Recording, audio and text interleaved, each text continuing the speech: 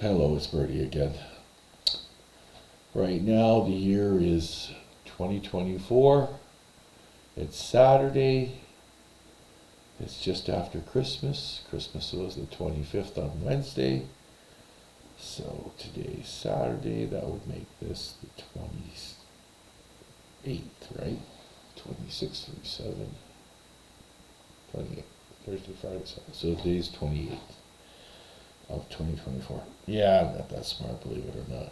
But anyway, the story I'm going for right now was in 2005. It's one of the longest predictions I've made. I usually could go only ahead 5 years. But for this particular person, I was able to go ahead almost 20 years. Till now, actually. Okay, so I'm working as a cook in the adult entertainment industry and a driver. Mostly driving because I'm only working 3 nights a week at the entertainment industry. I get to 5 nights a week there eventually, but not at that particular time. I'm at 3, maybe 4 nights a week. But anyway, one of the waitresses.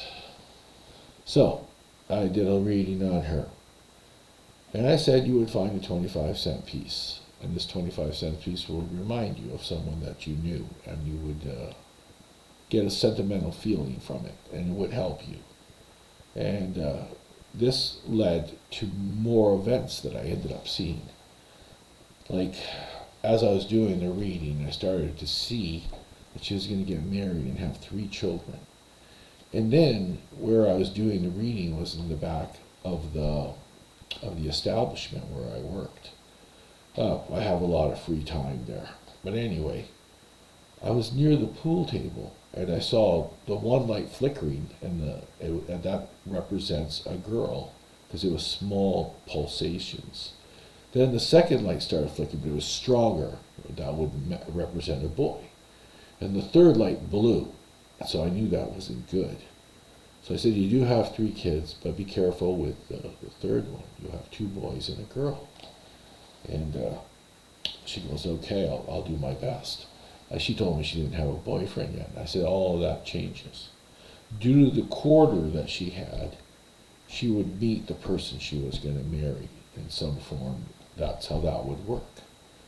So I'm like, okay, other than that, you're going to wear this certain dress, and you're going to reunite with your mother. And your father's going to try to reunite with you, but he's not going to do it in a good way. He's going to want things from you, which is not fair, and he does not treat you with respect, which is not good, which she said is all true. But I said, you also start your own business. You're going to be a hairdresser. Well, I said, I wasn't sure, but I knew she'd work with dealing with people and dealing with the top of their head, so I just figured hairdressing. Could have been makeup, but anyway. And I said, later on, after you have the children and everything happens, the girl is going to be very, very gifted, almost clairvoyant. And the boy will be gifted too. But to be gifted, he'll be gifted in different ways. And he's still maturing as I'm talking to you right now. I think it's going to be something to do with sports or music, and he'll excel immensely. And the girl's clairvoyant. She'll probably need something to believe in. I'm not saying believe in anything that is not real. You have to believe in something that is real. Now, I tell everybody to believe in God, because He is real. And I hope that most people will. But I also don't force people to believe in God. I try to steer them that way, and then they make their own decision if they're going to believe in God. But anyway, with this young lady, I lose contact with her for about 5 years. And she has the children, and she gets married. I did end up going to her wedding. And she got me a date because she thought it was inappropriate for me to bring a female from the adult entertainment industry with me, even though she worked there and I worked there. So she got me a blind date for that. Of course, relationships with me hardly ever work. Due to my gift, every time I touch someone, I see what they're going to do, and I guess I'm stubborn and I don't like what they're going to do, and so I know when to leave. And I tell them sometimes how they're going to do what they're going to do to me, and they freak out and say, how do you know that? And that goes on, blah, blah, blah. But anyway, after the wedding, I lose contact with her for about 5 to 7, maybe 8 years. And then back around 2000, and I think 11 or 12, approximately, maybe 13. I can't remember what year it is exactly. I start to get her to cut my hair and develop a relationship with her. And she wanted me to do a reading on her daughter. And I said, you have to wait. She's gifted, and I can't do readings on anybody that's still under puberty.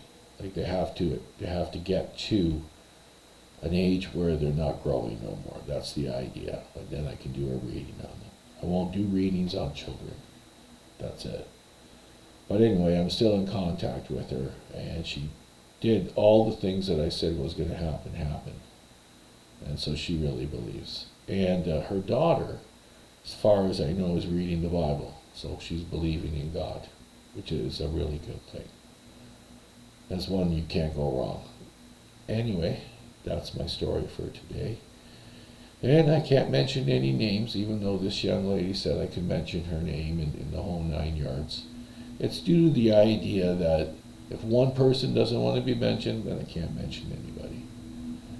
Maybe that'll change later, and I can tell you everybody's name that I'm talking about. But as of now, no one will be told their names except for mine. Thank you. It's Birdy.